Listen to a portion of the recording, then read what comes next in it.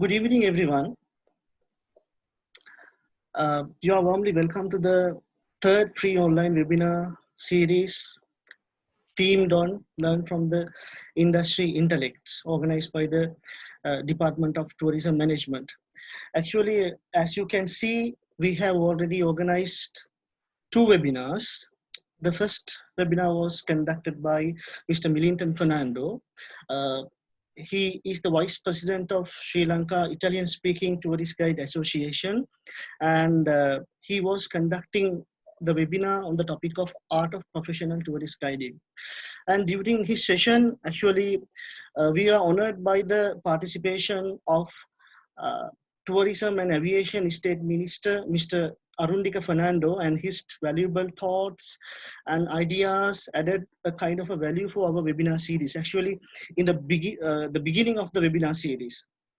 Secondly, we conducted our second webinar on the topic of career spotlights in the hospitality industry, which was conducted by the Mr. Tyrone David. You know, he was former resident manager in Candy, Nuarelia Grand Hotel. And then he is the president of Nuarelia Hoteliers Association as well. So today, as we arrange, we are going to conduct and we are going to start our third webinar on the topic of networking and the business negotiation in tourism and hospitality industry. So when it's come to the resource person for today, he's the Mr. Suresh Sathyanathan, kind of even my senior when I was joining into the tourism industry. He's the assistant manager for the Aitken Spence Travels, as well as he's the revenue manager and the revenue management for the TUI-Destimo, one of the largest tour operators in the world. Especially in terms of revenue management, he was handling GASP countries, Germany, Australia, Switzerland, and Poland. So, talking about Mr. Suresh Sathyanathan, he has more than 10 years experience in the tourism industry in the travel with the travel agents. And before that, before he joined to the industry, he was in Germany for 3 years. As for the discussion I had with Mr. Suresh Sathyanathan, he said that, when he come to the industry, after he joined to the industry, he has to do a kind of a research regarding the behaviors of the tourists, cultures of the tourists, as he basically dealing with the people tourists, visitors, clients in the western part of the world, especially basically Europe countries. So as per his experience, he have traveled more than 20 countries to gain new knowledge, to develop the product to sell to the tourist in order to give them back the dream of their life to travel experience. So when it's come to the Suresh Sathyanathan, he's always supporting us. He's always supporting for the Department of Tourism Management. As you can see in these pictures, he came around more than 2 times the university, keeping his busy schedules away to share his valuable experiences with us as well as with our students.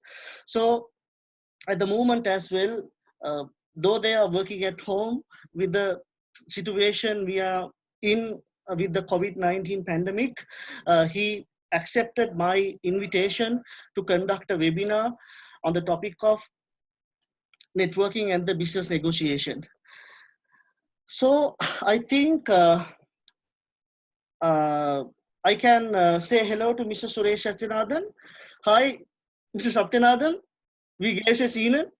Hello, hello. Hello, Hira. Hello, Hiran. Good evening to all. Thank you very much, and I can hear you as well. Talking. Can you? Yeah. And talking about that as well, the language is another concern when it's come to the tourism industry. When we are dealing with the the kind of countries like Germany, Switzerland, Austria, and all German-speaking countries. So he has more than 13 years experience in terms of speaking, dealing with the German language as well. So I think, first of all, before starting the discussion, I want to give you the ground rules.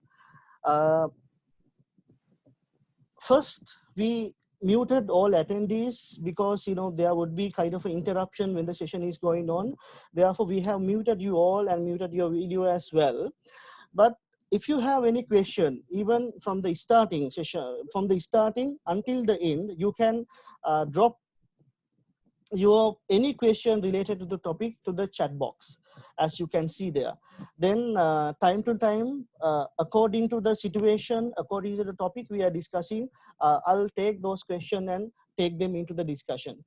So as I told you at the beginning, we have conducted 2 webinars as well, right? Sometimes due to the rain and all the bad weather conditions, you couldn't participate to them. But don't worry for that.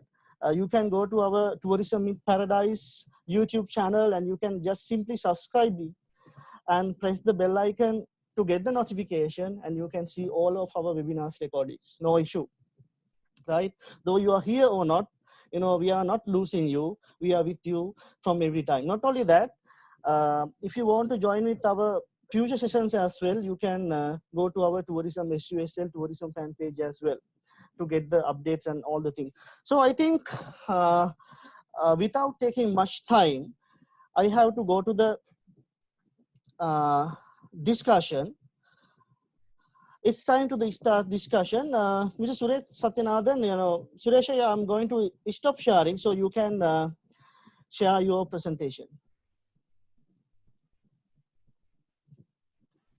Okay, Hiran, I'll do it. It's now in your control.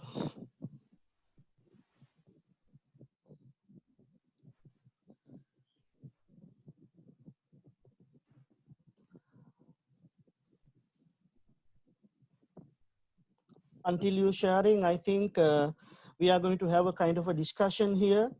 I'm asking questions from Mr. Suresh Sathyanathan, and I'm yes, we can see the presentation.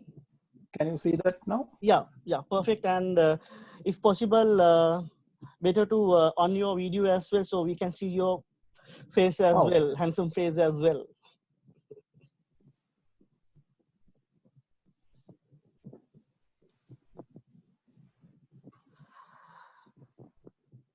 Okay. Mr. Sathyanathan, can you hear me? Can you see now? Yeah, yeah, perfect. Can you see now? Perfect. Now we are having you. Okay. Right. First of all, we do this session as a kind of a Q&A session. Right, I'm asking you the questions, and time to time you use your presentation as well. When we are talking about the negotiation, networking, and all the things, say for example, if I stick to the topic, networking and the business negotiation, the networking and all the things are, kind of a day-to-day thing, every time, when we are involving in the activity, if we go to the supermarket even, we are doing a kind of a networking thing and the negotiation and all. But yes, when it's come to the tourism industry, right, we are talking the networking and the negotiation in terms of tourism and hospitality. So when it's come to the tourism and hospitality, the context would be different, right? As the tourism is diverse, dynamic, fragmented industry, the context would be different. So first of all, before talking about the negotiation and the networking and all the things, I would like to know something about this context, tourism context. What is tourism? We are talking and we are teaching to the students about tourism in terms of academic definition, but I would like to know about tourism in your words, according to your experience. What is tourism? How you can explain it? Thank you, Hiran. I hope everyone can hear me very well, and maybe some of them I have met already in my the past workshop which I did at your university. And maybe most of them are new, first time joining me with me. And thank you for the introduction. And as you mentioned, I just want to share a few things at the beginning. Yes, as you said, I'm more than 10 years, yeah, almost 10 or bit more than 10 years experience in the industry now, and with one of the leading travel company or destination management company in Sri Lanka. And before that, I was in Europe, in Germany. After my A-levels, I worked at a hospitality industry, so which is a 4-star hotel in the hill country. And I worked there for, I think, quite 4 to 5 years time. And there I gained all the knowledge from the beginning, from the backyard of the hotel until the front office. So basically, in my case, the hotel structure is similar to that. You know, you enter from the backside. That is the area where you start your work, like where they stock the items and all. So it's basically a stores. So I started from there, and then I went keep changing all the departments, kitchen, food and beverage, and then housekeeping, and then I ended up at the front office. So it was a quite good experience for me, because this has more connection with your question. I think you asked me what do you think about tourism. Also, the definition in what is tourism could be different in your books or in the books, basically. But in my case, I started everything with the practical side. So in my case, I would say, like, if you can keep people happy when they travel, so if you can give a feeling for them, it's like a home, it's like another home for them, then I think that's the basic thing. You know, if the people are happy, if they are feeling happy at another place, then that is where the tourism starts. So I worked, and then, you know, like I worked at all the different departments, and I went through a lot of challenges, because it was not that easy without the basic knowledge. And you can't expect your colleagues or your superiors to be your close teacher, or you know, or to always, you know, there are some certain restrictions when you work, and then you can't keep learning all the time. You have to be more self-learner, and then you have to try to keep extra hours, although it's busy days. You have to keep learning. So there I got a lot of experience handling the Christmas nights, 31st night, which is a Sylvester, is very famous, or we call it New Year night. So these are the special occasions at the hospitality industry, and it keeps you very busy, you know. And so you meet people when you move from the back yard to the front office. You start meeting the people, and there you see who are your clients. So there you meet the real customer. So there the basic thing is all about the friendliness. The friendly service or the friendly character can attract the people.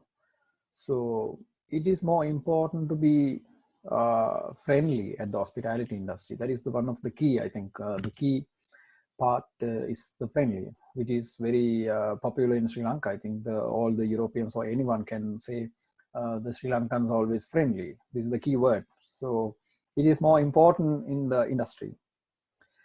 And then after a few years, I moved to Germany through a scholarship to go abroad, and then I studied there with the language, and then not only studying, I actually did a different thing in Europe to uh, study the people, study their culture, study their lifestyle, and their mentality.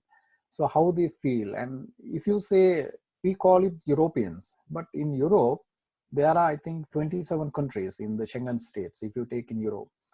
So in those 27 countries, all these people are 20, they have 27 characters and 27 different cultures. Although we think it's all Europeans, because in Germany, if you see, the people are sometimes, they're, I think most of the time they are a bit serious character. For example, I'm saying, so they had to be, but they are very helpful. If you see in all these NGOs or all these, most of these helping organizations, they are always mostly the Swiss and the German people, because they are very kind and they are helping people. But when it comes to their daily life or the personal the lifestyle, they are a bit serious characters. So you are learning something there. How can you handle a German client at your hotel? So likewise, the Europeans, I mean the UK clients, they are always curious about the other countries, other people. So they need more knowledge, or they need more informations. And if you see the eastern part of the Europe, like Poland, Czech Republic, all these countries, they came from the communism from the beginning. So there was a lot of issues with the Second World War. So they have different, but they like to travel because they were in the closed doors for so many years. They couldn't travel. They couldn't meet the people from other continents. So now actually they are really happy, and there is a potential now.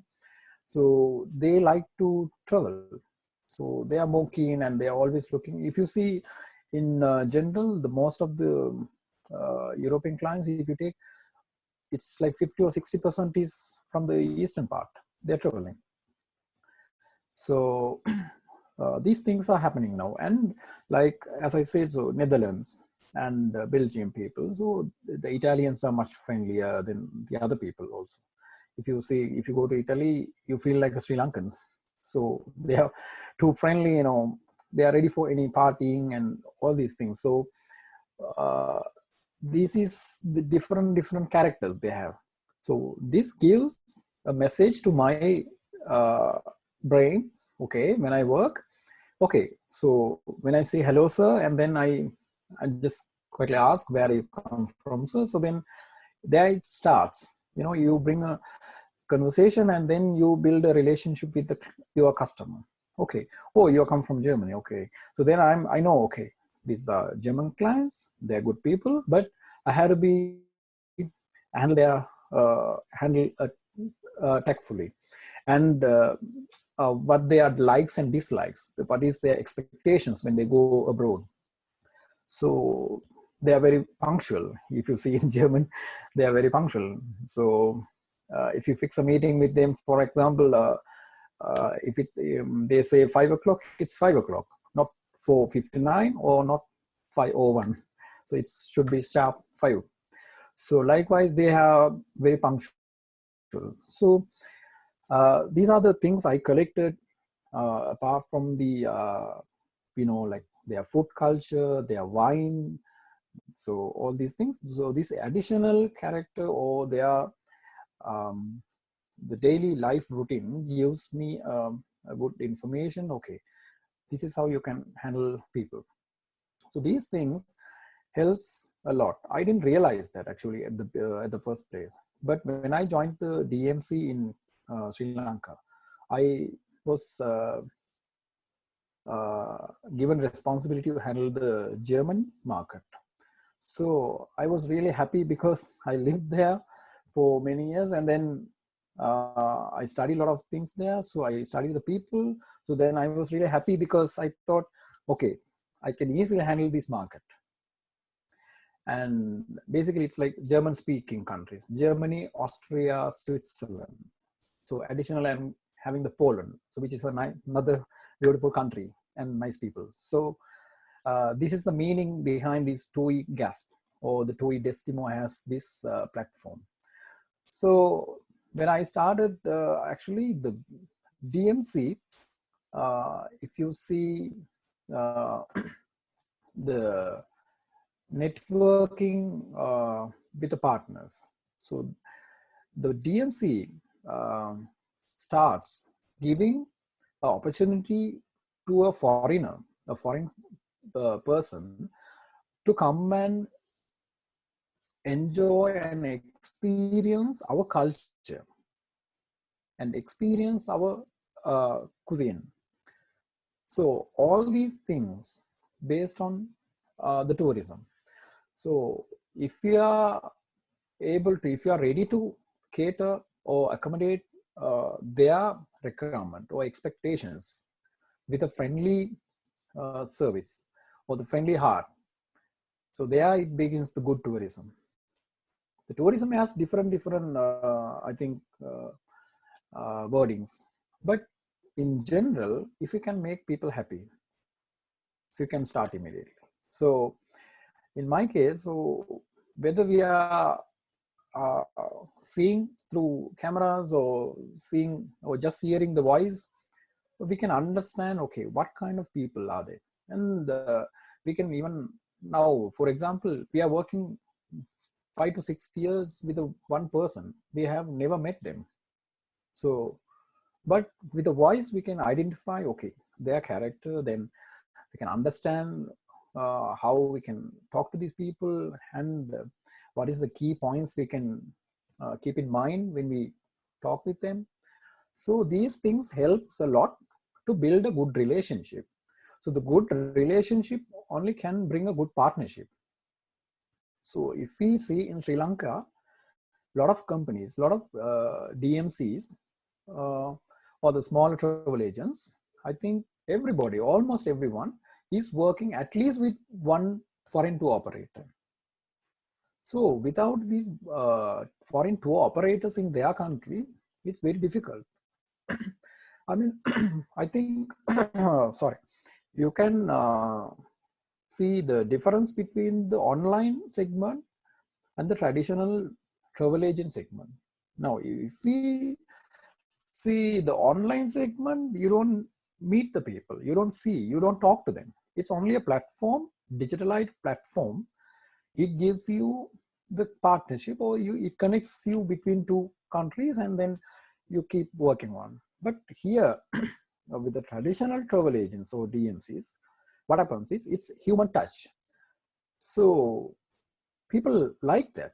The tourism industry, I think, in my opinion, tourism cannot be done without the human touch, because people expecting the human to be there, someone to be there in my country. Okay, for example, I'm traveling to another country for a vacation, and I immediately expect, okay, I hope someone will be there to help me or show me or give me some guidelines or some points or places of interest, something like this, to experience the country. So if it's a digital, you can, today the digital world starts everything with your palm, but and at a point we will have a feeling, so it's better someone comes and talk to us. This feeling is always there. So this is what happens in the major role with a traditional DMC industry. That's where the people are involved.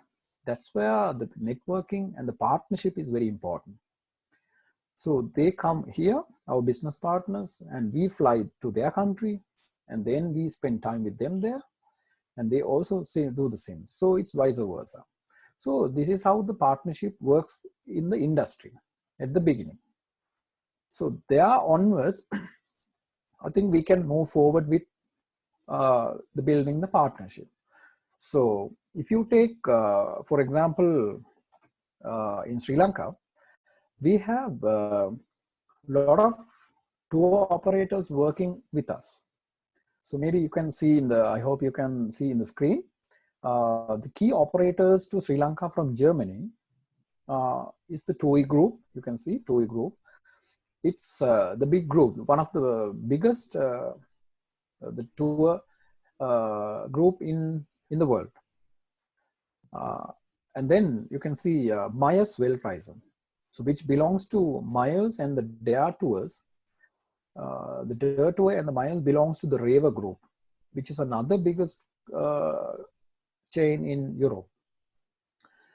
And you can see FTI, Altours, Schauinsland Reisen. So all these tour operators are very big in their countries, and they are the one bringing the large number of people to Sri Lanka, if you talk about only Sri Lanka. And so I think these partners, they have the capacity of easily going to a digitalized platform. So within an overnight, they can convert their business into a 100% digitalization, and then they can start continue the business. But their expectation also is it should be the way with the people. So they think at least it should be 50-50. They have a digital platform, but the rest 50% should be with people. For example, if there are clients coming to Sri Lanka, staying at a beach hotel, they have iPads, they have these links, they have apps to go through, and they have file their complaints, file their requirements, everything. But still, we call beach reps or the resort reps. So these resort representatives, they are here to serve these clients. So they make appointment and go to the hotels or the resorts. They physically meet the people, meet the clients, and then they ask, how you enjoying your holidays? So is there anything that we can do more for you? Or would you like to travel to any other places to see? So this service is more important. This cannot be done with the digital platforms. So this is why these large tour operators are still surviving, and still they are having their customers, the strong customer behind them. So so at this point, now if you see all these tour operators, they work with different DMCs in Sri Lanka. If you take TUI group with a red smiley logo, the TUI group, for example, they are working with one of the biggest DMC called Aitken Spence Travels. So actually, I'm working there. So they are the partners with Aitken Spence Travels in Sri Lanka. And Aitken Spence Travels is almost to more than 40 years. Aitken Spence Travels is more than 40 years. And the TUI group also is working more than 38 years with Aitken Spence Travels. So it's a very long partnership. So you can see here how this partnership works, such a strong partnership in Sri Lanka. So this is one of the key points for this is the persons or the people who are working in the DMCs, they know and they understand the culture of the tour operators. So then it's very easy to work with them. So what happens is, Mr. Sathyanathan, yes, of course, we are on the topic and we are on the discussion. So before we move to the other part, I feel, kind of a,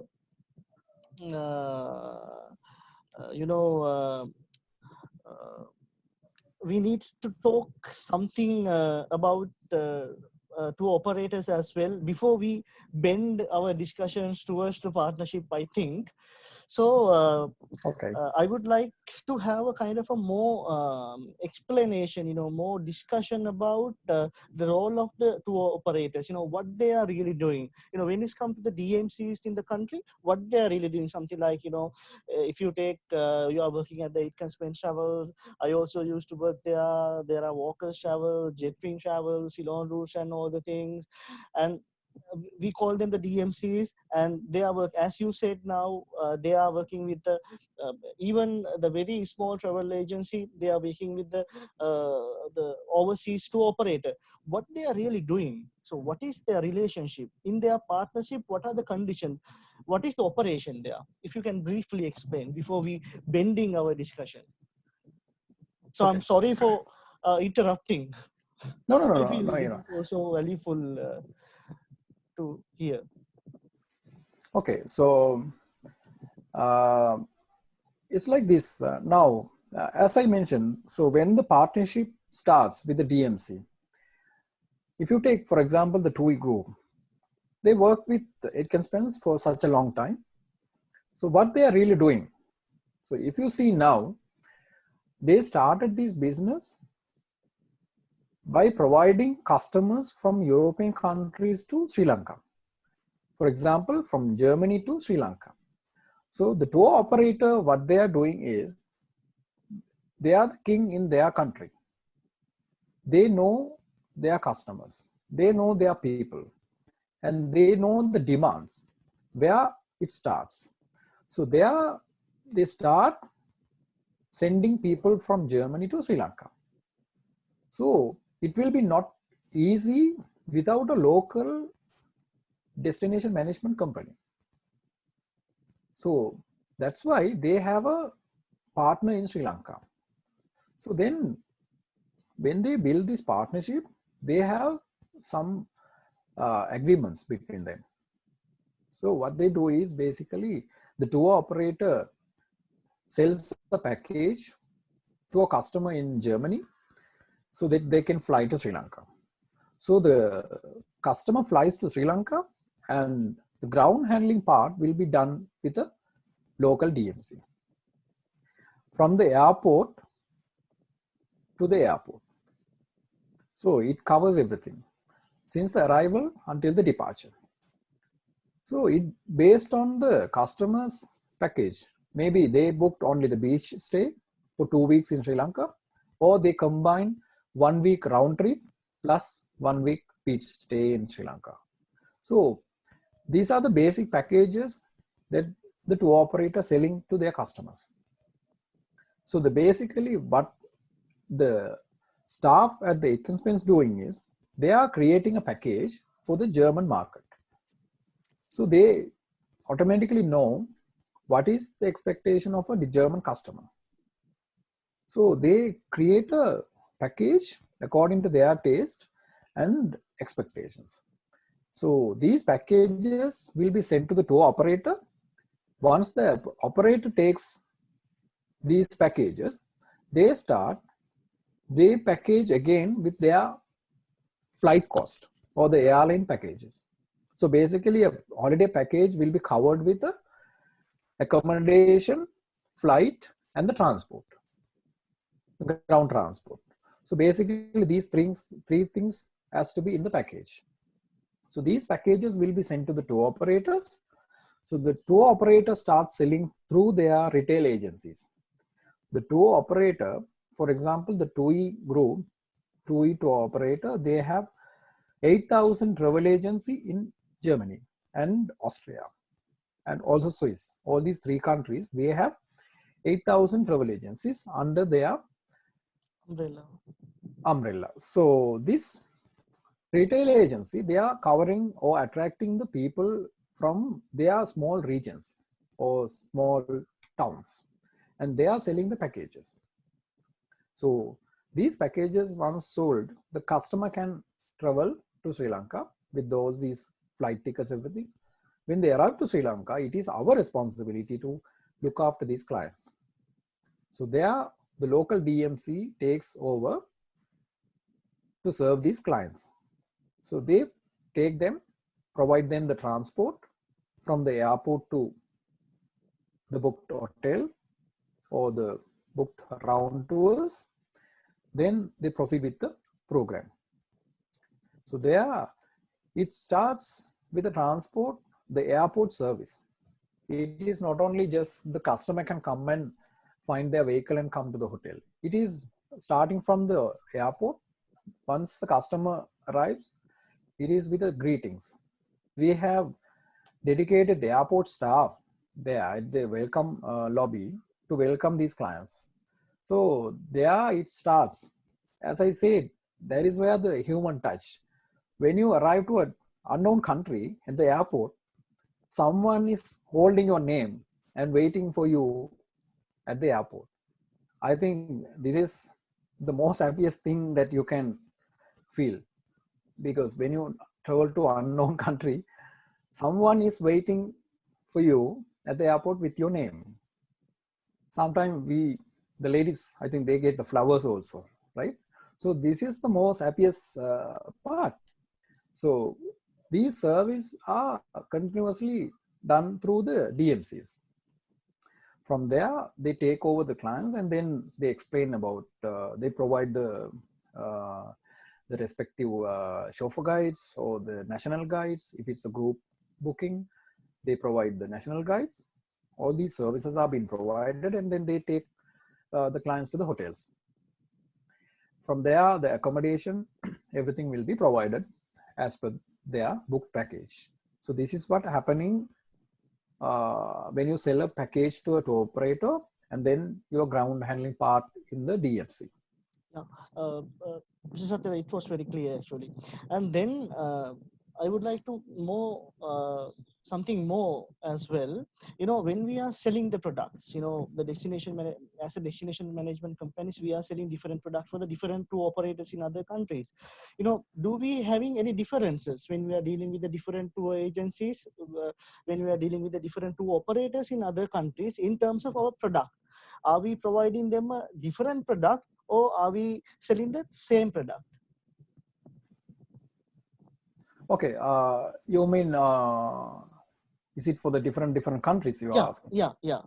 Okay, it is different. It's not the same, because as I said, although you call it Europe or European people, they are not the same. So if you sell package to a German client, it should be different taste. Their expectations are different. And if you are selling a package to a UK client, it's a different one. And if you're selling a program to Italian clients, it's totally different. But the European market in general, they have a similarity when it comes to a length of stay. If you say the 7 days or 14 days, because they expect that at least 1 week or 2 weeks stay in a country. So, but if you cater to the eastern part of the world, like the China, Japan, Malaysia, Singapore, Korean clients, all these, or even to India. I'll come to India separately because it's another different, I think. Yes. So if you come talk about the Chinese market, they book the group. Most of them are, they try to travel as a group together, and they are very fast. Like, as you know, in everything they are very fast. So they travel very quick. I think they spend in Sri Lanka average length of time 4 to 5 days. That is the average length of stay for a Chinese client. There are clients actually, not all, but if you take 5 to 10%, they travel here for honeymoon and then they stay longer. But the majority, they travel here and then they stay here for 4 to 5 days. But in 4 to 5 days, we know our country very well, and we understand you can't see or you can't experience the complete Sri Lanka within these 4 to 5 days. Because when you arrive at the airport and then you depart on the last day, you lose almost 1 or 2 days. It based on your arrival time and all, but at least you lose 24 hours with that. So the rest of the time, in my opinion, it is not much enough to see our country. You know, the cultural triangle can be the hill country, the southern part of the country, and especially the coastal. So all these, the classical part of the country cannot be seen in these 4 days, but they do, because they spend only one night at each place, or each the region, or each city, and then they keep seeing everything. They don't spend much time at the sites, cultural sites. For example, if you go to Sigiri, or if you go to Dambulla, so you can see the difference between the Europeans and the Chinese clients or the Japanese clients. They don't spend much time with reading and looking at the long history. So they don't spend. What they do is they quickly go for a photo shoot, and then I think they go ahead with the future, the next point. So this is what happens. Like they don't want to spend too much time for a site.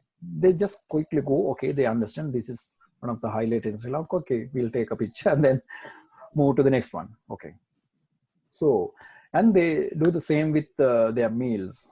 If it's hospitality, then when you are catering or serving a Chinese or the Japanese or the Korean clients, you have to be quick as well, because we had to fight with their speed. So they finish quickly, and then they go to the rooms, and then I think they have a good rest. But if you see this concept with the European client, it's not matching, because the European client, they spend a lot of time in a destination. At least they spend 7 days, 1 week at the beach and fully relaxation. 1 week they spend with going through the country. Again, I think you can see the 3 days or 4 days you are covering the same places, but the Europeans, they spend 7 days, because they want to spend at least 2 nights at each city, and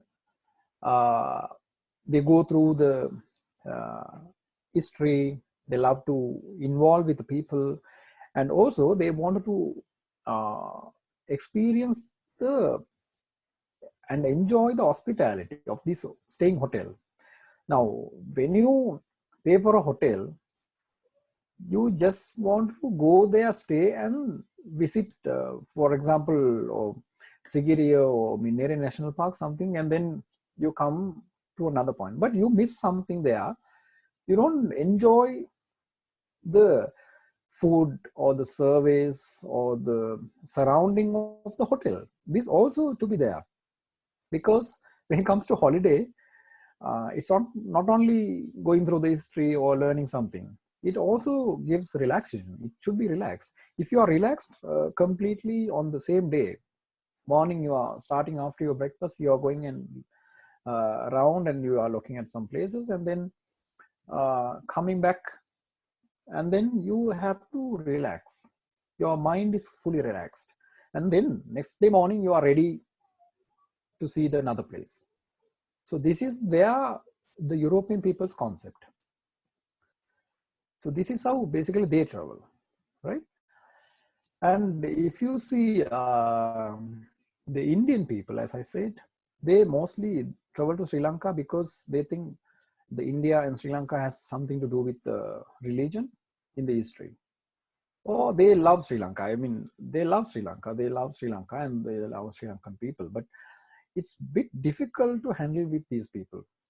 I don't know how many years it will take to have a good relationship, or have a good conversation with a partner or the customer from Indian market. Because in my experience, I haven't done these discussions and all, but I have some friends and also some colleagues, who are working with these people. But it's a bit bargaining market. If you see, you need to have a lot of negotiation skills and power, and also the arguments. It takes a lot of arguments with them because they start bargaining most of the time. So all these markets are different. As I said, you have to have a skill power to handle these two operators from India and also from the Chinese market, eastern part, and also from the European market. It doesn't mean that the Europeans are not bargaining or not asking for lower price or packages. But they do because nowadays the flight airlines prices are very high. So they always try to pressure us to give a reduction on the accommodation and our services. So it is, but when you see the Indian market, it's completely different. But it doesn't mean I'm not talking negative on them. It is a good market because we get a lot of clients from India, and they are closest neighbors for us. So we get a lot of arrivals from India, and there is a lot of potential from India to Sri Lanka. It's because we can easily attract them with the Ramayana history. But when we handle, we have to be, what I'm meaning is we have to be ready, and it's better to study their culture and their mentality and their expectations. So then it's easier to handle these markets. So I think the other countries are mostly, if you take the Scandinavian part, Norway, Denmark, and we don't get much people from those countries to Sri Lanka, but they are also similar to the European character. Yeah, I think we got the answer, Mr. Sathyanathan. As you explained, we have a kind of a complex operation is going on in between DMCs in local destinations as well as the two operators in other countries as well. When it comes to the, as you explained, when it comes to the thing that we sell to the different nations, the product, tourism product, basically it would be different as per your explanation. So this would be the context that we have to talk about the networking and the negotiation and all the things. So if you are when we are coming to the, or if we are coming to our the topic, what is networking and how it is happening in the tourism industry? So the networking part is begins with the tour operator. As I said, the tour operator is the biggest partner for us. So when you work for a DMC, the tour operator, we find a partnership with a foreign tour operator. So it's like basically we can't work without a tour operator, and they also can't continue the business in a destination. So unless they go for a digital platform, right? So when we do these networking with them, for example, now the TUI group, if you take the TUI in Sri Lanka, so then what happens is these ground handling agent, for example, these Aitken Spence Travels, we create a platform. All these hotel partners or the hoteliers in Sri Lanka to join us and work with us and together with TUI. So basically the hoteliers start working with Aitken Spence. So we build a partnership with them under certain agreement conditions by providing the rates and all. So the hotelier agreed to work with Aitken Spence. So the Aitken Spence works with the TUI. So it's like basically we are creating in between a network between the hoteliers, the bridge between the hoteliers and the tour operator. So there is a big connection with the hoteliers, the DMC, and the tour operator.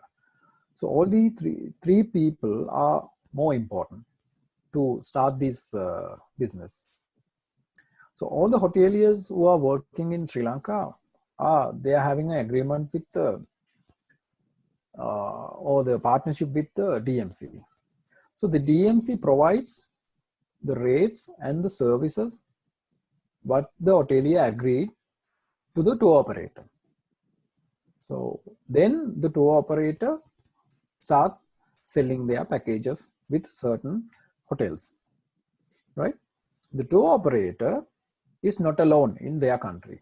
They also have their stakeholders. Now, the retail agencies in their country. Now, for example, if you see the TUI group, they are having a master, the travel agent in Germany. But under them, they have, as I said, 8,000 travel agents. But these are not their own. If you take only 4,000, I think 3,800 something belongs to TUI, which are owned by TUI, the travel agent. The rest all are working on a partnership based. So basically the tour operator also starts building a partnership with a certain conditions on agreement in their country. Okay, you find a client for me. I will give you a better rate with a package, and then they will send the clients to the foreign country or to the destination, right? Again, the tour operator takes the full responsibility of those clients that my partner in destination will look after. So it is again our responsibility to look after the clients and then send them back home. So this is what happening within this point, right? To keep this partnership, I think it is more important to understand their expectations and the industry, current situation of the industry, and we have to change according to the situations. Otherwise, the partners will not work with us. So it is important. So the partners are not just one person on the other side. There is a big team. There is a lot of people working, right? So for example, for Sri Lanka, we have a product manager. He's the person who decides the destination and then who choose the product. The product means the hotels, right? He is called product manager. So this person, mostly they travel to the destination, and they go through the country, they see everything, they experience the cultural things or the attractions, what they can do in Sri Lanka. After that, they go and start inspection on the hotels. So they want to see the hotel and they do their inspections according to their criteria. So once they are happy with the product, only they will start working with these hotels or with this destination, right? So it is important to have a good partnership with these product managers because they are the one choosing the destination. So when they come here, they spend at least a week or more to see the country, go through the hotels, and they meet the general managers or the higher management people from each hotel. And they talk, they have a discussion, these things are happening. And then they go for a dinner or lunch with them. They sit, they discuss, because then only you will understand both, and there only starts a good relationship to continue the business. So once the product manager select all the products, they come to the DMC, the partner agent, and then they finalize everything. Okay, let's work with these hotels, right? So they finalize and then they go to their country. And from there, they start the contracting. Contracting and the product are two different things. So keep in mind, product management is selecting the person who is coming to a destination, selecting the destination. Okay, I like to publish this destination. Sri Lanka is a beautiful country, so we are going to sell this. This decision will be taken by the product manager. And in Sri Lanka, there are hundreds of hotels, but I would like to work with these 50 hotels. They are 4-star, could be 3-star, 4-star, 5-star, because they have very different concept hotels, whatever the interest, right? So this person is selecting the destination and selecting the hotels, right? So once he goes back to their country, he handed over everything to the next person. This person is called purchasing manager or contracting manager. So this person will come to the destination again, the purchasing manager. They will starting up the meeting with the hoteliers. This person is setting the meeting to do the contracting. Basically, contracting is the rates. There is a format. Each country or each tour operator has their different format or agreements in the contracts. So this takes place the contracting part, right? So the contracting part will be taken through the ground handling agent, DMC. So this company will be hosting this contracting manager to have a meeting with the hoteliers, right? So it's basically a network, right? So what happens is this person asking the hoteliers to come for a meeting, and then they're starting a discussion. Okay, for example, now if you are saying Sunrise, for example, we are saying, okay, Sunrise Hotel in Berwala. Sunrise Hotel is starting a business with the DMC, and then they wanted to sell this hotel through their partner, the tour operator, the TUI. So this Sunrise Hotel will bring a rate sheet, and then they are presenting to the contracting manager at the meeting. So these are individual meetings. These are not the general meetings. Each meeting will be individually done. Contracting manager and then one hotel. The hotel sales and marketing manager or head of the sales and marketing will come for the meeting. And then they are sitting and they are meeting each other. There is again building a relationship. If you don't have a good relationship with, you can't do the business. So it's important to create an atmosphere to have a good relationship with the operators to start a business. So these hoteliers submit their proposal. So this purchasing manager or the contracting manager will follow the guidelines from the product management. Because as I said, the product manager already has given the guidelines to the contracting manager saying, these are the hotels we are going to select, and these hotels having these facilities, and this hotel is like this is the rate margin we can go for this, everything. All the information will be given to the contracting manager. So the contracting manager, most of the time, they also go and have a look at the hotel. But even without seeing it, they have all the informations through their product management, right? So they start sitting together, discussion. Then they ask, okay, this is the price we can sell your hotel. Can you come for this price? So now this is all about building the negotiation partnership. From this point, it starts giving a bargaining or the negotiations, right? So this is how up to this point you have a partnership.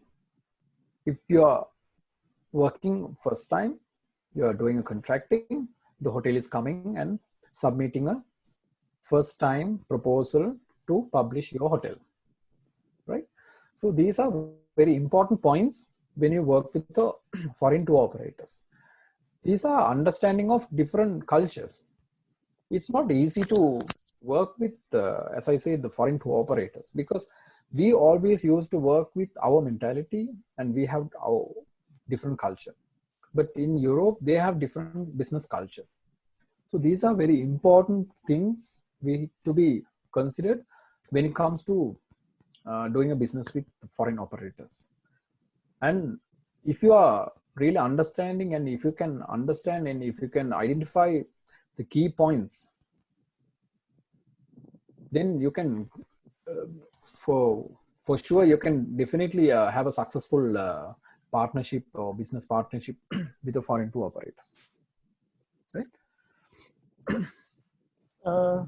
Yeah, Mr. Sathyanathan, it was clear about the networking and all, how to do the networking with the partners and all. It's a huge process, I think.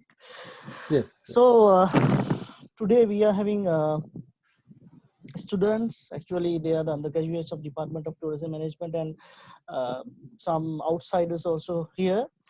So as we are paying more attention for the undergraduates, the fishermen who are going to join to the tourism industry, what kind of tips, as an experienced person regarding this networking and all, what kind of tips can you give for the fishermen to do the good networking, to have a good business network when they are dealing with the partners and the people in the tourism industry? This is for the people who are going to join the industry, right? Yeah. As I said, Hiran, it's like it's better to have the understanding about the culture in advance. So this is something that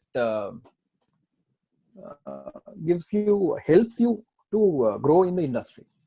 Now, for example, when I joined, it was really helpful for me to handle as I said, luckily I got the German market, right? So I was really happy because I was living with these people for some years. So I lived with a German family. So they also travel a lot. So I had a lot of friends, and then it's like mixture, in the young crowd, the elderly people, middle-aged people. So all these people. So it's helpful for me to making a package or something. Sometimes friends from me, the colleagues from the office also, they come and ask me, hi, Suresh, can you help me? There's a inquiry from Germany, so what shall we do? Or how can we create this?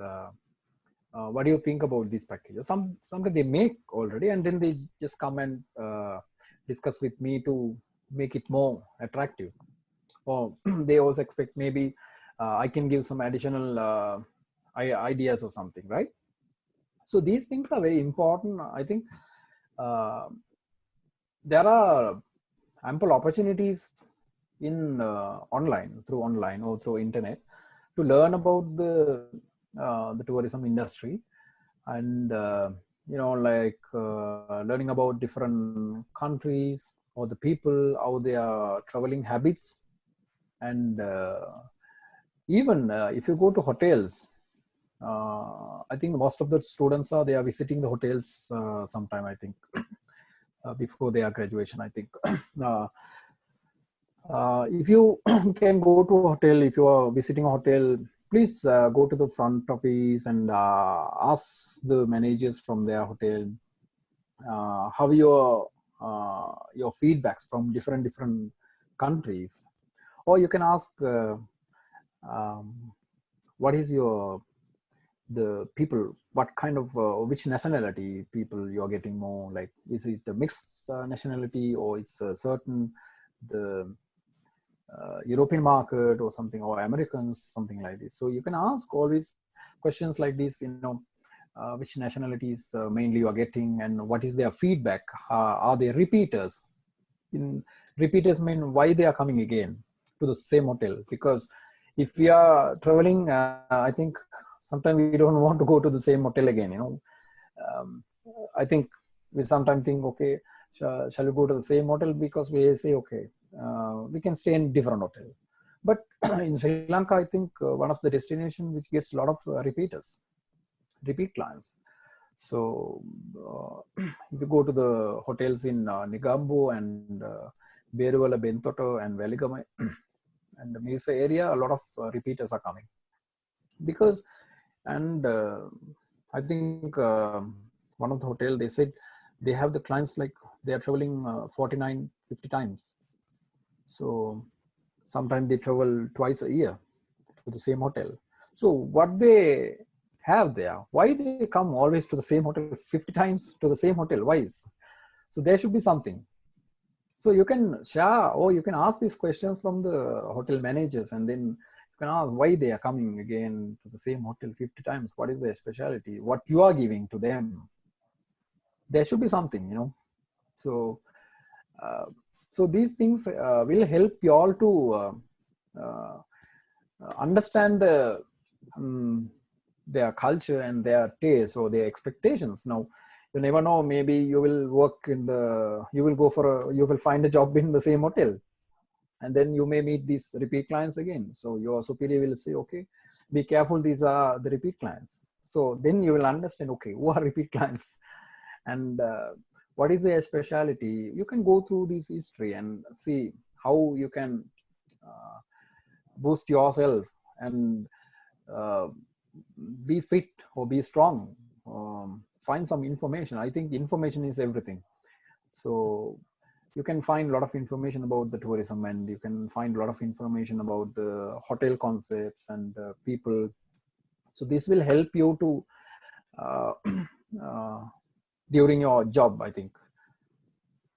So it's all you can self finding the culture and everything. Like I did in Germany, I was able to go there. But even if you can travel to foreign countries, please focus on studying the people and their culture, lifestyle, their traveling habits, uh, everything. So these now even if you go to a if you find the Italian people, I think they go to hotel and they still need their pasta before they go to bed.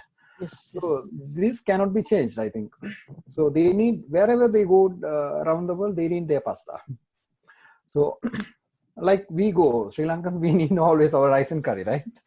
So uh, at least we can't, I don't think we can survive without rice and curry at least for 1 week. So even when I was abroad, I tried to find at least something spicy at the supermarket or the Asian supermarkets. So likewise, there is a taste. So there is a expectation. So when the Indian people travel to Sri Lanka, most of them they are vegetarians or vegans. There are different I think set of people. So this information will give you uh, more energy to work very easily. So I think it will help you all to grow in the industry very fast. Yeah. Then, of course, talking about the tasty and all, I remember that, when we were handling, LP tour, Village Bravo tourist, Village Bravo tour operator uh, at Aitken Spence Travels, I remember that, uh, there were hell of a lot of cheese, wine, and meat uh, were imported to the country to send to the Dickwell. Okay. If I remember, I think for pasta and pizza and their favorite wines and all, because they needed them at the Quell as well, like the Yes. Italy, for the translation. So, Mr. Sathyanathan, if we go to the negotiations and all, when we are having the networking and when we are dealing with networking and the partners and the people in the industry, how negotiation is going on. It would be the most hard part in the case of contracting and in developing the agreements and all the things. How this negotiation is going on, and what are your experiences? You may have a lot of experiences, difficulties and all the things. What are they? Can you share some? Yes. It's like the this Hirani, as you said, negotiation is a very difficult part because I'm doing this for, 、 , 、 , 、 , 、 , 、 , , , , , , , , , , , , , , , , , , , , , , , , , , , , , , , , , , , , , , , , , , , , , , , , , I don't know, it's all about understanding the people sometimes. The basic thing, I think, in my opinion, the negotiation starts from our daily life. So even if we go to the market, I think we start bargaining, right? Or we start with negotiating something. Okay, it's all about the price, but it's a smaller thing. We think it's a smaller thing that we are doing bargaining, and the business negotiations are completely different. But the smaller thing, or the smaller negotiations, or the small bargaining attitude will boost you. Because when it comes to the tourism industry, as I said, there are a lot of partners involved. It's mainly happened between the hotels and the tour operators or the travel agent, right? So when we do the negotiations, you can do the contracting part. As I said, the contracting managers who are signing the contract from foreign country, they're coming to Sri Lanka, then they sit for a meeting, and then they start a contracting meeting, right? During the contracting meeting starts the negotiation part.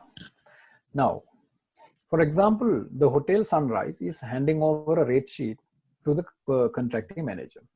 The manager decides, I should not give this much rate for this property. So they say, okay, in my country, my clients, they expect lower price for this hotel. So the reason behind why the standard, the star category, the quality of the hotel, the quality of the service, quality of the, based on the feedback, they start this pricing. Okay, I can give only, for example, okay, I can pay only $40 per night for your hotel. The hotelier says, no, my price is $60 per night. So there the negotiation starts, right? So the manager, the contracting manager have to have a solid points to have a reduce the rate. And the same way, the partner, the hotel partner also should have a solid reason to sell their property at this price, right? So the negotiation sometimes it is not the one thing, although it's a negotiation, but it differs from the people to people, situation to situation. Sometimes it's ending up with win-win situation, sometimes it's win and lose, or sometimes totally it's failure. So we can't, we have to understand with whom are we going to negotiate today. So with whom, which hotel are we going to work today? So based on this, we have to collect the information, and if possible, we have to collect the information, or we have to understand the person who is coming for a meeting or the negotiation. Then it's much easier. So what I do is my daily work, for example. So now after 5 years of handling the negotiation part for pricing, for hotel pricing, what I do is now I understand a lot of people from their the behaviors or their character, their attitudes, everything. So from that I study, and then I look, okay, what kind of product they have. If it's a good product, then I should understand, okay, it's a good product, but still I can get something to this level, right? So I should be ready, prepared, with whom I'm going to negotiate today, and then how to start a negotiation. These are little skills and points that we have to understand. Now, for example, now if you're going to have a meeting or negotiation today with a partner, hotel partner, you should be prepared with which hotel they are, the quality or the standard of their product and their expectations. Sometimes it ends in a smooth way. Sometimes it brings you a lot of arguments.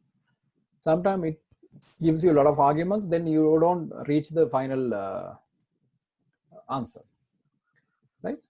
So you can go for another day. But what I do is mostly always give a personal touch. So if it's a repeat person, always I ask, okay. Even sometimes I can ask, okay, how are you? And or maybe you can ask, how is your mom doing now? So if it's 2-3 times you have met, and maybe you have little bit of their personal as well. So then you can ask, or sometimes people ask, oh, how is your pet? You know, they have dogs, cats. So sometimes you can ask about their pet. Though these things immediately goes into their heart. So then there is a good relationship and there's a human touch. So these things are very important for a negotiation. Negotiation, in my opinion, doesn't give, it is not just putting your requirements and then expectations and then you sign a paper or something like this. I think in my case, it's more than that. It's more practically, it's more. Then you give a good partnership and you build a trust. And if you build the trust, then I think automatically the things will get changed. So the negotiation part starts for a meeting. Then you can easily go through their little bit of personal touch, and then you start the relationship, a good business relationship, and then you can discuss, okay, this is the price that I can give you for your product. So then they also start arguing or something like getting a special offer or something. In my job, I am trying to get special offers on daily basis from the hoteliers. So I had to give the daily offers, negotiate for a special offers, and then I had to give for my operator in Germany. So it's not that easy, because sometimes you spend the whole day with the same hotelier or same partner. You will have I'll have 2-3 meetings on the same day. So it takes a lot of time, but I think the negotiations cannot be done in a hurry. Sometimes if you are hurrying in a negotiation, you have to lose. You will lose. Sometimes they will bring a plate of good offer. Sometimes I have to say no. So I will not take immediately. So I will see actually what's behind this. So he's giving, for example, 25% of discount. So I will actually not take immediately, but I will see what is behind this 25%. So actually I'm trying to get a little bit more maybe. So go with a little bit of value additions on top of this. So because we have to understand, if a person is bringing us something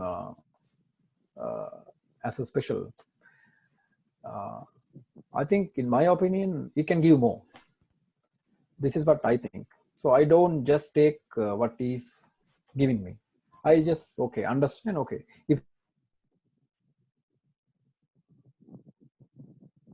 to get another 5. So you won't expect that sometime, but there we start again meeting or the negotiations, right? So the contracting part is mainly based on the negotiations. It is not only the price, it is also the number of rooms, the allocations in the hotel contracts. If you see how many rooms allotment on daily basis that you are going to give, that means these rooms are available for us to sell to our client for this certain period. And let's say he is giving 5 rooms from their hotel. The 300 rooms in total, that hotel is going to give us only 5 rooms on daily basis. I know my markets, I can sell 10. So then I will say, okay, no, I need 10. So there is a negotiation again.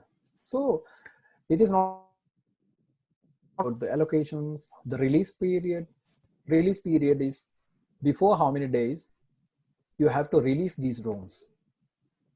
We have 7 days, 14 days, 21 days, 60 days. All these are release periods. So these release periods are also always negotiable. So during this contracting meeting between the contracting manager and the hotel partner, all these things will be negotiated. Release period, allocations, room allotments, and then comes the price. So based on these things only, the contract will be signed between two parties. Once the contract is signed, it will be automatically published to the tour operator platform. And then the travel agents, the retail agents in their country are selling their hotels in Sri Lanka at this price.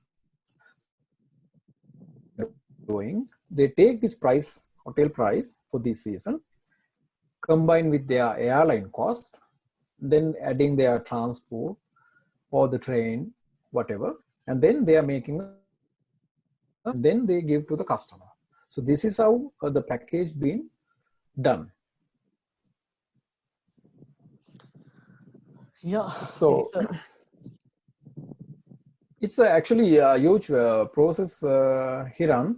Now, even these negotiations are taken not only with the foreign tour operators, it is among us also. Now, if you take in Sri Lanka, between the hotels and the DMCs also, we are doing the same. Even a hotelier wants to give a rates or work with the DMC, they have to send a rate sheet, and then we call for a meeting these rates. We never take the rate what they are giving at the first place. Always there's a situation taken place for the negotiation. Yeah. So at the most of the companies, I think the DMCs, they have dedicated people to handle these rates, and they are the those people have their special skills on negotiations, and so this is very important. And on the same way, they have to keep the partnership also. So this partnership and the negotiations are not two different things. It's all same, because if you can have a good partnership with your the hoteliers or the tour operators only, you can go for a next stage.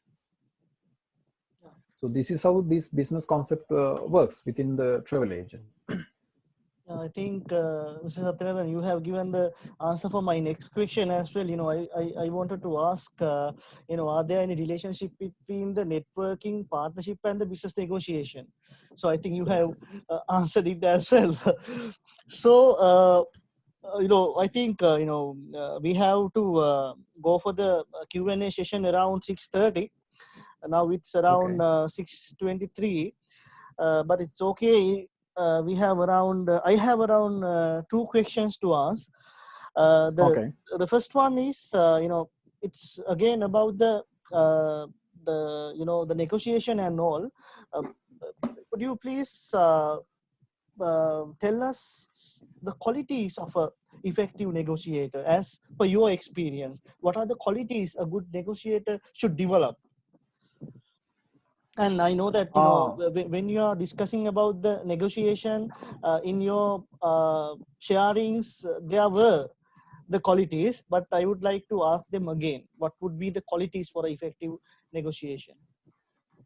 Yeah, I think the person should understand. They should have a confidence. I think the first thing is the confidence. The self-confidence is more important when you go for a negotiation, because if you are not confident enough, and if you don't know the product, so it is important, the self-confidence, and also to easily understand the product. Now, for example, you are selling your product to me, and if I don't know about your product, how can I go for a bargaining, or how can I negotiate with you? So it's not possible. So in this trade, the tourism industry, I think the 90% we work with the hoteliers. The rest, I think the 10% goes with the other stakeholders like safari and transport and all. I think transport should be also more, but I'm just giving an example. So the self-confidence and understanding the people, and you have to have a patience. That is more important, because if you can't be patient, then if you lose your control, then it's another problem, because you don't lose only the price what you want, but you will lose the entire partnership, So the negotiation is not it's not the big argument. It is a smooth way of handling the business, and brings both parties benefits. And the negotiator should understand, you don't put the other person into trouble, and you are winning one person. So I think it's okay. We try to do a business which will give both of us benefits.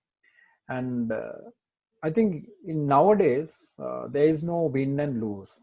It should be win-win situation. In my case, I think it should be win-win situation, because I don't want to put anyone into trouble or anyone into lose, because then I also lose. If I put my partner, because they are my partners, if I put my partner in loses, then it's like I'm losing the business. So it should be, the negotiator should understand we are one team, but we have to have a clear understanding, and then we have to keep negotiating, which will give the both parties the benefits. And most importantly, the confidence, patience, and always understand everyone is not same.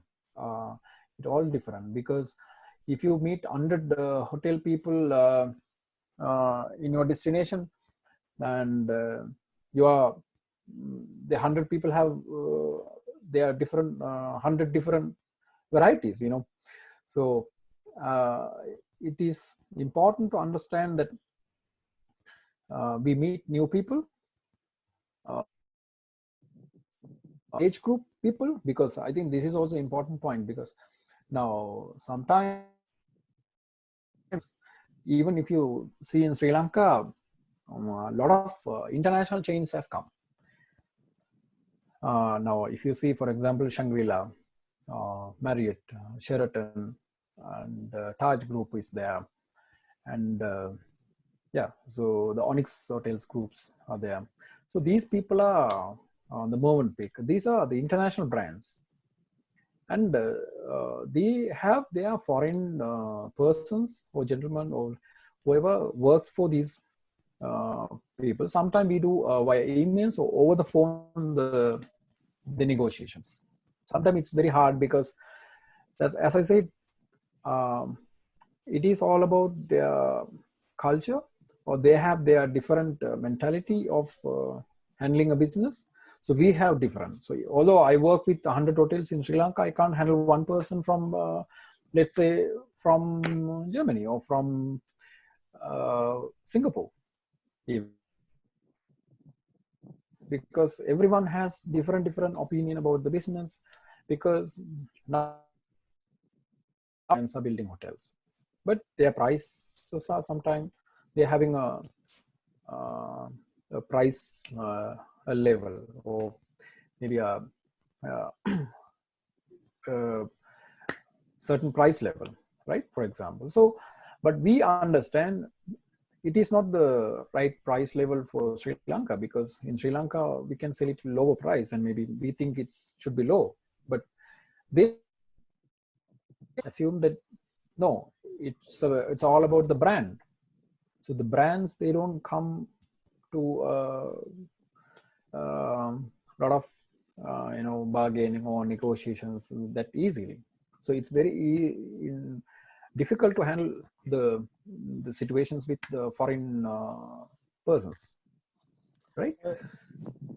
So these are things that we have to understand. We are working with, we are getting the foreigners and we are working with foreigners. So basically we have to understand that. So then we have to be ready and then develop our skills through the practical side also, by sharing a lot of information with your colleagues, friends. Always ask questions when you visit hotels. It's more important. So I think these things will give a good overall ideas about the negotiations and the business concept. Yes, Mr. Satyanathan. Yeah, I think we have a questions to answer as well. Before we are going to the Q&A session, at the latter part, when it's come to the networking and the negotiation and all these processes, the final results would be the contract. The final result, the final output would be the package tour, the product, the experience that tour get.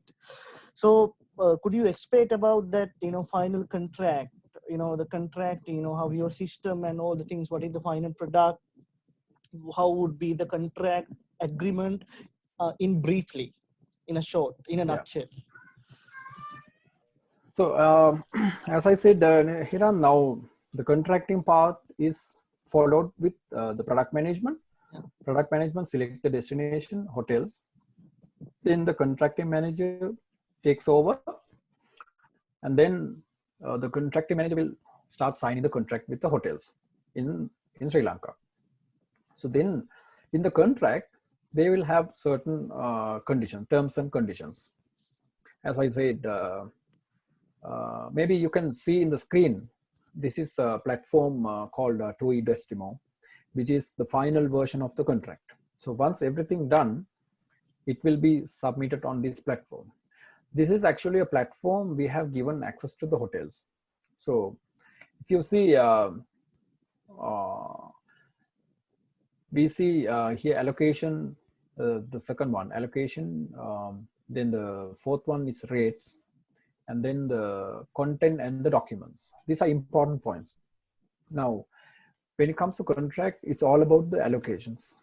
You are agreeing to give your hotel rooms to the partners to sell to their customers, right? So these are called allocations. And then the rates, for how much the price you are selling these rooms. So this price, this takes the important part. Then the content is all about featuring your hotel. These are the facilities in your hotel. Maybe we call it sometimes fact sheet, right? The hotel say they fact sheet, how many rooms, the whether it's a beach or the hill country or the cultural resort.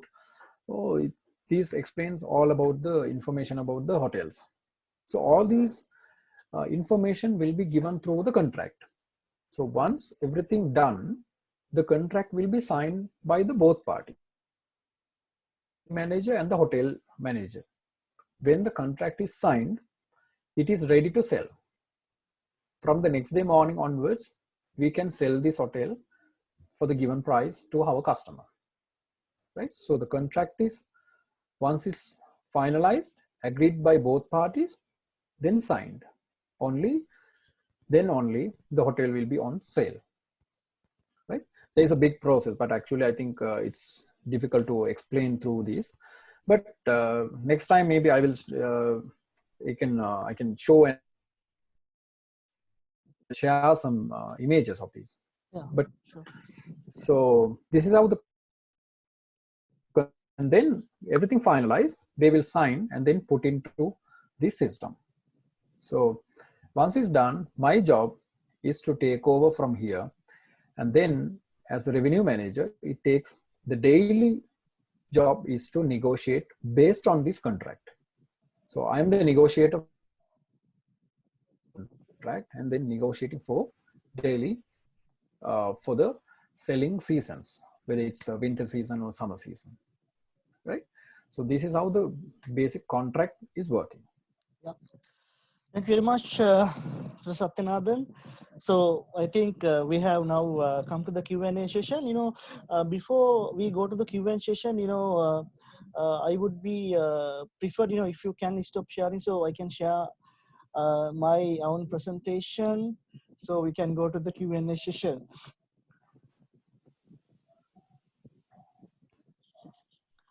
Yeah, I think I got my screen for myself.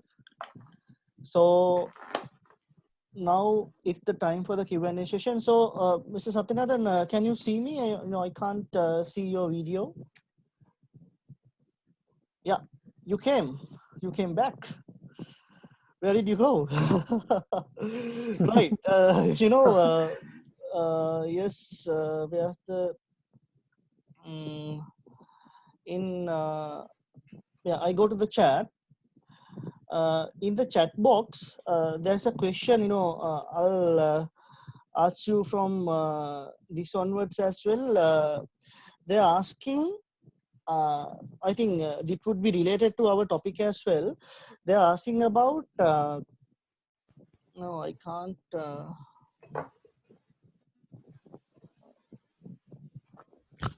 Should I go to the chat box or Yeah, you will? sure. Yeah. If you can, better you can go to the chat box. There's a. I think. Shanika is asking something. There's the last question. Mr. Sadhana, if you can see, in this pandemic situation, how the business negotiation is going on, something like question is there, the latest one. Sorry, Hiran, I can't read that. Can you please read it for me? Oh, yeah. Okay, I just got it. Let me click. Yeah.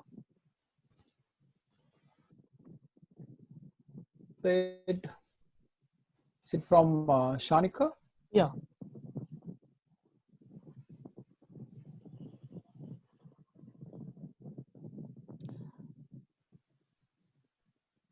Oh, unfortunately, we're having this. The question was, as a manager in B2B DMC, how are you dealing with this pandemic situation? Yeah. What is your role play at the moment? I think this is the thing we have discussed before the webinar meeting as well. So you can talk. Okay, so it's basically with this unfortunate situation, what we are doing is we are working from home, like most of the what we are doing is we have certain targets like to handle the situation now. If you take the German market or the Western European market, they are not selling their products yet, I think. But if you take the eastern part now, the Poland, Czech Republic, these countries, they are still their packages to their customers for the winter, not for summer. Now the winter means from November 2020 onwards, right? So everyone is hoping that the situation will change before that. So from November onwards, the clients can travel. We are handling our negotiations through, as I do, through the online or the phone. So, and then we are having these discussions. But already for our clients from November onwards, because up to October we cannot, with the current situation, we cannot sell our products. But for, I think it will be too late if you are waiting and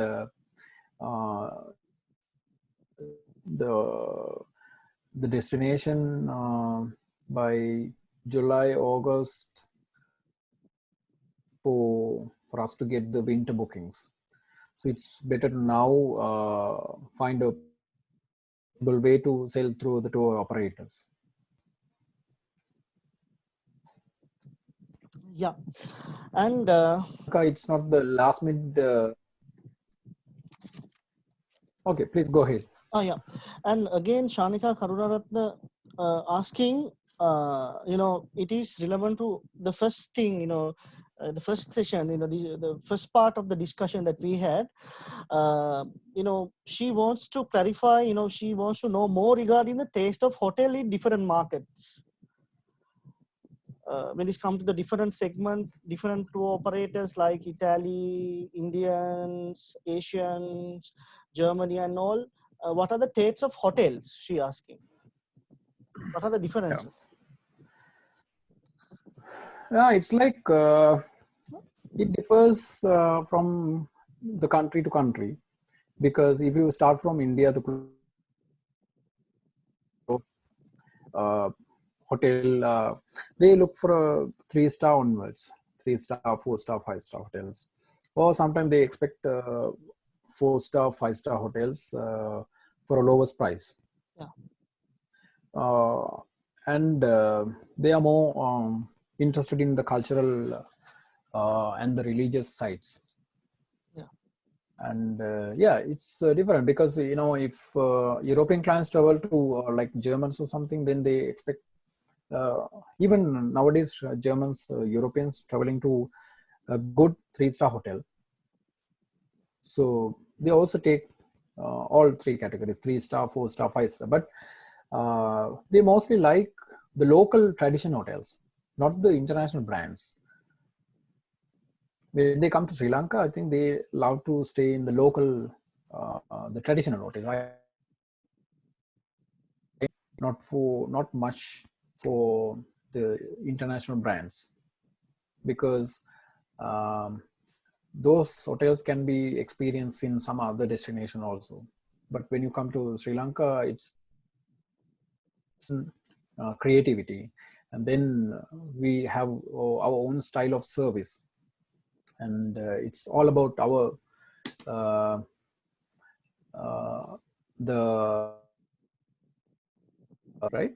So they love to experience this, so that's why they choose these our local traditional hotels, Europeans. So some Americans, they like the international brands. It's very popular for the brands. So if even in Sri Lanka we have the Rio hotel, but not all the clients are Rio customers, right? So once they try, then next time they go for a different kind of hotel. So different people have different taste, and then mostly, but if you select the European market, it's mostly, and they always like, if you see the Germans, they like garden. The hotel should have a balcony or terrace, and it shouldn't be the big building. It should be a ground level or 1 or 2 floors with balcony, because they love to sit outside. Even for dinner, they love garden, and they love to be more with nature. So they always expect the hotel to be, because Sri Lanka is a tropical country, and it's, the humidity is very high. So they love to sit outside, even for the air condition, because they can't stay more than 1 or 2 nights under the air condition. Even the restaurants, they always ask, can we sit out? These Europeans mostly, they love to sit outside and enjoy their dinner and all. So when we select the concept hotels, like with garden or mixed with nature, or at least, yeah. Yes, Mr. Sathyanathan, the other questions asked by one of our co-hosts, Ruby Javardhana. She's asking that how does ego play a role in negotiation? Will it be constructive or destructive? Yes, sometimes it gives the negative to us, but sometimes we'll have to lose. But I think it depends on the people, because as I said, when you work with foreign people, the foreigners, or when you negotiate, it's the same way. Even with the local, the Sri Lankan people, when we work and when we negotiate, it's a bit hard. But it's all about, as I said, we'll have to come to the boat where we can get with the win-win situations. I think then it's okay, but sometimes it doesn't work, So we don't like for ego people, no, sometimes. yes. So it's all about understanding the people, and then we have to handle them tactfully. Yeah. Because in this business, there is no selected age group. It is not belongs to the young people. It doesn't belong to the elderly people. It's a mix. So I think you also worked in the industry, so you will understand how much, what kind of people we are meeting. So sometimes we meet with the elder person who is having a 30-40 years of experience in the industry, and then yourself down and okay, I'm going to negotiate with this person today, and he has 30 years or 40 years experience, and I'm just 5 years, and what I'm going to do. But that's why I said you have to have a patient enough to listen, because definitely this person he will definitely tell something about his experience, and so yeah, to listen to him, and then you put so my suggestion is not go for a immediate argument, or just don't put your points at the beginning, because then it will revert to you, because you when you go for a negotiation with such person, we should keep our the weapons with at the last the final stage, because if you put, it's like a chess, if you are losing all this, then you don't have anything to protect yourself. So it is like that, have to take his points, and then always have to take from his side, try to take everything from his side completely. Then you put we have to use our weapons, whatever we have, coins, we have to put it out, and then we have to try to attack. So this is how it works. Then so Sathyanathan, yes, this question is regarding again our the earlier discussion in at the introduction. Chandeepa Jayaratna asking that can you explain how promotions going with DMC and the tour operators in generating countries? The promotions. Basically, when a DMC is supporting the tour operator decides the promotional campaigns, right? So, for example, if you take Germany, the tour operator knows when they have to do these promotions. When is their holidays? When is their long weekend? So there are certain months or the period of time that people uh, make these holiday packages, book their holiday packages. Now, if you see, for example, people start booking from December, January, February for their summer holidays, like June, July, August, or September, October, because after Christmas or during the Christmas, they get a lot of gifts from their parents, their friends, their relatives, so from their loved ones. So they get a lot of gift vouchers. That is a new trend now. In Christmas, during the Christmas, they share a lot of gift vouchers and all. So from these, so after Christmas, you will really realize that a lot of bookings are coming for the summer period. So people will start make booking for July, August, or September, October, even for next winter or the November, December period. So based on this period, 3 or 4 times, the tour operator plans their mega promotion campaigns. So then they will ask us to help during this campaign. They have to give a special package. So what are the hotels, or what are the Then what we do is we work with the special promotional rates or special offers. We negotiate with the hotels. We take this component and give to the tour operator. Then the tour operator takes component to their packages and then they reduce the price. Then they start these campaigns.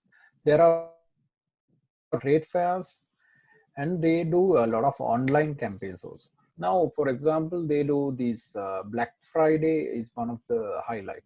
Black Friday, uh, Black Friday campaign is one of the highlight because they get a lot of bookings for this. So I have my personal experience. We did it for 48 hours. 48 hours only this booking period, booking window. Only 48 hours. Within 48 hours, you have to make a booking for traveling later period. So we give a traveling period separately, right? So I got 970 room nights for Sri Lanka. I think within 48 hours, just imagine you get 970. I don't know.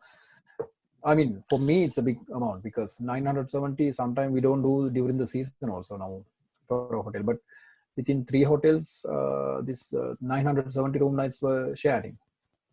So this was my uh, campaign that I achieved. So likewise, we do 24 hours campaigns. But when it comes to Sri Lanka, it's a long haul destination. So we cannot do a lot of last minute campaigns. It's always well in advance. So whatever the campaigns we plan well in advance, and then tour operators, they're promoting in their countries. Yes. Sathyanathan, we have another question. I'm reading it for you.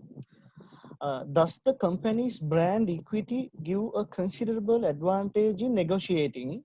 If so, how it will negatively affect for small and medium scale enterprises, which means small travel agencies?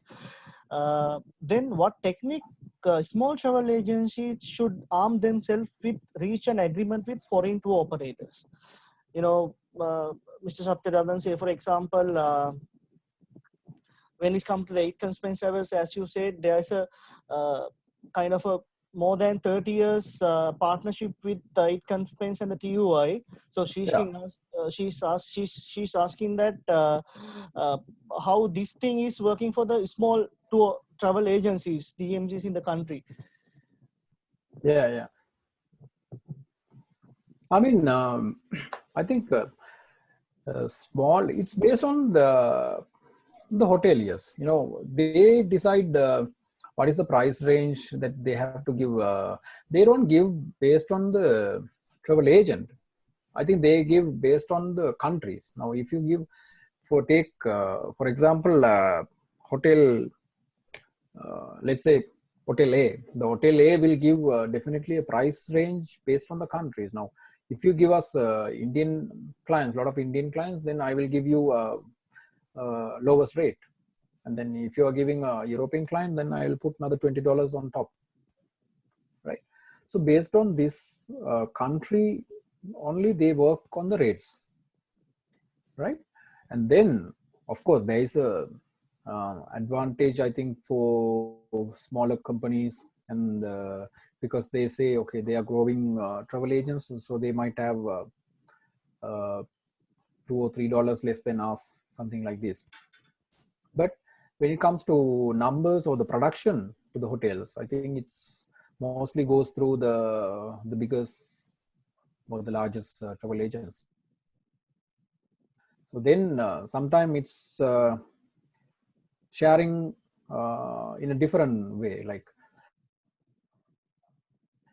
rates, it gives more value additions. Now, maybe we pay a little bit higher than the smaller companies for the hotel, but we get another value addition for this. Or sometimes we do kickbacks. Now, if you talk about the kickback agreement, now, if I produce 1,000 room nights for the next year to your hotel, I get a value addition for this. It based sometimes it's money back or the value additions. So these are the things that, so there are sometimes we feel, okay, the small agents, they give a rate advantage, right? They pay less, but they don't get a lot of value additions. But sometimes we pay a little bit higher than the smaller ones, but we get again value additions on top. So it differs, right? So, Sathyanathan, Hope this, yeah. I made myself clear. I think we have another 5 minutes more actually. So Okay. I'm granting one question. So I think that question was raised at the beginning, but Okay. I kept until this moment. So it should be asked at the latter part. I decided. The Dhananjay Herath is asking the question, so I'm expecting a kind of a a thorough answer from you. He's asking that we all are willing to work with huge industrial career like TUI. What are the qualifications and talents should we have to join TUI? Can you explain what are the opportunities and availabilities, please? Now, if you see, okay, let's have a strong negotiations skill and power, then I'll take you. Right. No, actually, it's interesting to work with these international tour operator where they work with 180 countries, destinations, and so many source markets. If you see the source markets, they have the German market, Belgium, French, Scandinavian market, the English, Italian, the Eastern Europe like Polish, Czech Republic. All these are under TUI, right? But the central part is the controlling. The controlling or the highest administration part of the TUI group is with Germany and the UK. So when I joined, it was mostly with German. Actually, they asked me for the qualification of German language, and then especially do you because I worked with the hotel already, the hospitality industry. So then I had some experience about the hotel, so the industry. So then I lived in Europe, and then I shared my knowledge about the customers or the people there. So all these things will give, I mean, forget about going to Europe and having the experience there, because that is, let's put that as a value addition, right? But the basic thing, I think the German language is important. And because you will have to face this language situation at a point. So there's no barrier, but actually it's a situation that you have to handle with the language. And otherwise your career, the educational qualifications, and then if possible, then you can get the industrial knowledge or the practical side knowledge, at least. Then understanding the knowledge or the practical side is more important. So these things will give an opportunity. But only the thing is, now these tour operators, they are not directly taking employees for their companies. It always comes through the destination management companies in Sri Lanka. The ground handling partner has to go through this. So I think it's I cannot say anything because it's based on their requirements. The local DMC will put out their expectations. So based on that only the persons will be selected, right? Because you cannot directly, they don't employ people, for example, now TUI. In other destinations they do, because if you see the Caribbean islands, or the Greece or the Cyprus or the Mediterranean countries, they do, because most and they are getting the jobs.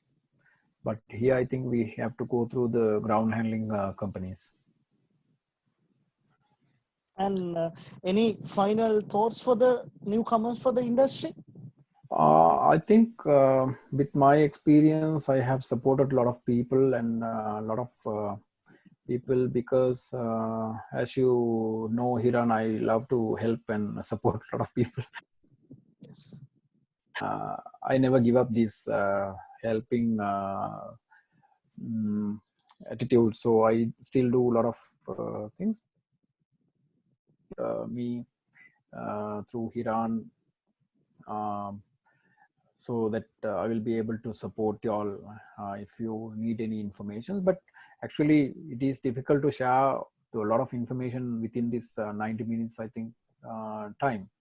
But when it comes to practical side, you'll have to be ready when you want to work with the hotel or the hospitality industry. Yeah, last time also I mentioned when I did at the workshop at the university, I mentioned don't think always about the travel agent, because the hotel part is major role. So please be convert yourself into the service hearted person, like the friendly, the smart for our tourism in Sri Lanka. And so the authenticity, the character should be there. So we have to have a service minded people. So when you work at the hotel, please don't be shy. Go to each department, learn from each department, share your knowledge, and ask more questions from the experienced people. Talk to the general manager or the higher people, because they are the real one. They have the lot of experience and they have a lot of informations. They don't give until we knock their door, right? So try to go behind them and ask questions and try to pull out these information from them, because they are the resource. They have a lot of experience from the industry, because even now I have a lot of people in the industry who work more than 35 years. So I have a casual chat with them sometime, and we start to discuss some points, and then automatically they love to tell their stories. So we'll have to take out their stories. And some people, they love to tell their stories about the industry. And if you talk to people, some senior people, I think they are really great, because they worked during the 80s and 90s, the beginning of the tourism. So actually these informations are really worth, because they share how there were no Emirates, there were no Qatar Airways, there were only few airlines who operated to Sri Lanka, or maybe Ceylon, only us. So they have a lot of knowledge and they have a lot of experience, practical side, because they are, just imagine, with all these techniques today, we cannot handle just 100 people at the airport. We are panicked. Uh, or sometimes we are excited and we are panicked, and then we don't know what to do sometimes. So these are important to understand from those senior people, and how they handle 500 600 people at once without this much technical facilities. So these are very important. So when you meet people from, when you take a chance to go to, my advice is to go hotels or any meetings or any get together or cocktails, anything. Information and ask questions from the senior people, talk to people, don't be shy, exchange the knowledge, because they can give us lot of information. Even now when I go and I'll try to pull out some informations. So these informations are shared among us. So this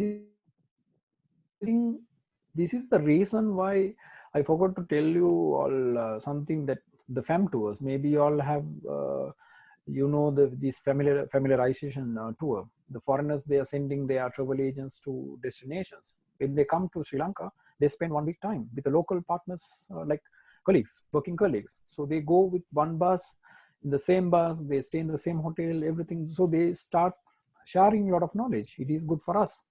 We ask, what is your client expectations? What kind of clientele you are handling? Families, elderly people, young people, all these informations they can give us, and then they ask the same question from us. So European family coming to Sri Lanka with 3 kids. Do you have these family to hotels? How many rooms? How many hotels they have these family rooms who can accommodate 4 or 5 people? It's very difficult. So if it's kids friendly hotel, we'll have to think, okay, which one. But if you go to some other destination, all the hotels almost having family concept or family friendly, the kids friendly concept, right? So these are more the important points. So this is what we share when the foreign fam groups are coming to Sri Lanka. We share these knowledges. We spend time with them. We can discuss. These are not the formal meetings. We just feel free and then we can talk. When you all have chance to attend these kind of events, functions, it doesn't matter any event. Go ahead now, talk about tourism in the finance meeting, because everyone has something to, indirectly or directly, someone is connected with the tourism in Sri Lanka. So you never know, they can become a stakeholder or they can become a supplier tomorrow for the industry. So how many big corporate companies today, they build hotels? We never imagined. The banking company, financing company build hotels. These people will definitely have their ideas about the tourism. So it is important to share and to get from them all these knowledges. So this will definitely could, I think, at least we will have some good knowledge or informations from them.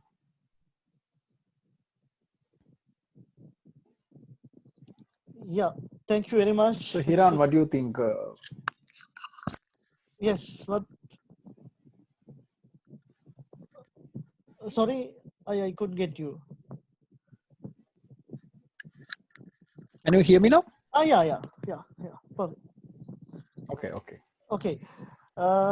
Yes, actually, Mr. Sathyanathan, Mr. Suresh Sathyanathan, I'm always saying him Suresh Ayya, so that's why sometimes I'm missing that part. I'm missing the Mr. Sathyanathan, and I'm talking him like Suresh Ayya. You know, throughout these 2 hour session, I didn't feel the time is going on, because you have shared a lot of valuable things. Uh, Sometimes we are repeatingly, I am also repeatingly listening to the same thing, but it is not boring. The same thing, listening to the second time also, we can get new things, I think. Therefore, each and everything from the beginning, when it's come to our first workshop you have conducted in the university, the second workshop you have conducted in the university, and this one as well, I was there with you all the time listening to you, right? When we are having the phone calls, uh, at time to time, I'm listening to you and I am getting your knowledge and I'm sharing it with my students. So um, thank you very much. Thank you very, very much for accepting my invitation in a difficult time. I know that you had a kind of a family arrangement today, but even without even without considering that, you participated and you supported that. So Sureshaya, on behalf of my Department of Tourism Management, Faculty of Management Studies of Sabaragamuwa University of Sri Lanka, I would like to express my sincere, heartfelt thank to you, and stay in touch with us and give your continuous support to us. So, the knowledge from people like you would be helpful to our students to develop their skills, make their attitude, and be successful in the industry when they get into the industry. So thank you very much. Mr. Suresh Sathyanathan, for joining us today. I think from that, we have to wind up the session as time has gone away. We have already 10 minutes later. So thank you very much for your participation as well as the audience and your valuable questions, and it already added more value for our discussion as well, because asking the question would be the most important thing to get the knowledge from the industry intellects.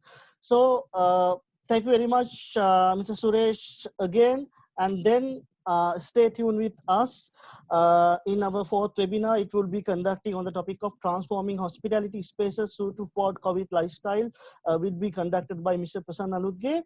For we are going to meet again in 27th May, which means next Wednesday, 5 p.m. So until that, have a pleasant evening. Thank you very much. So thank you, Hiran. Thank you for arranging this, and I hope at least I shared some. I'm happy that I shared some valuable informations with all y'all. Your support and inviting me to doing this webinar, and always in touch. So I'm really happy, and so I think this will be in the future. Yeah. And I will be I'm really happy to support your team in future. So